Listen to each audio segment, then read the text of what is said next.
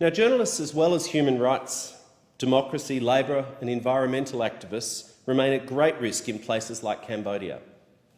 In fact, Cambodia provides us with an operational example of the potential application of the proposed Magnitsky legislation, because for many years under the gangster regime of Prime Minister Hun Sen, human rights have been under threat, and the Cambodian CPP elite stand accused of enormous and systemic corruption.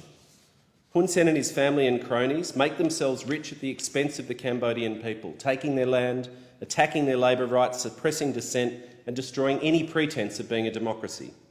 At the last election, Hun Sen won 125 seats out of 125 seats, and the situation under COVID-19 is getting worse. Last month, the UN human rights expert on Cambodia issued concerns about the mass trial of 113 individuals on charges of conspiracy and incitement to create serious chaos to social security. Last month, 57... I've got a page to finish, but I didn't have the clock until 30 seconds. Acknowledging the clock would have misled the member. I'll allow another slide overrun of the time frame. Thank you.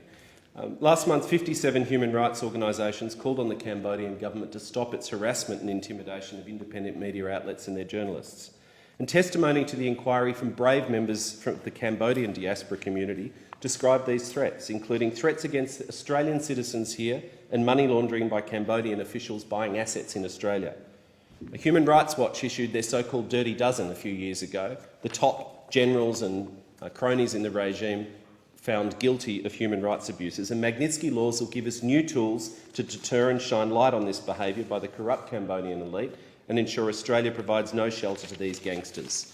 Now, in closing, I'll just read two quotes. Victorian MP, Labor MP, and my friend Meng Heng Tak said in his testimony to the inquiry, "It's about time that Australia played a role in curbing this regime. Given our geographic location, if we don't have a Magnitsky Act, or we don't have enough measures to curb this interference in Australia, Australia is a very good place for the ruling party, for the elite to park their assets." And so I welcome the report and I commend it to the House. Magnitsky laws will send a strong message of support to the victims and the survivors that states across the world are joining together and taking stronger action to combat human rights violations. And I'll end with a quote from Mr Hamara in his testimony. Hamara is also a friend of mine. He lives in my electorate and he's one of those 113 Cambodians around the world who've been charged in recent weeks by the Hun Sen government and summoned to appear in court in Phnom Penh for allegedly inciting unrest. Unbelievable. Hamara said that if Australia were to adopt a Magnitsky-style targeted sanctions regime, it would, I quote, "send hope to ordinary people that the international community understands their plight and is willing to stand by them and to help them. It is a message of hope." So by enacting Magnitsky legislation in Australia, we as a country can add our voice to that message of hope. I thank you, Deputy Speaker, and thank you.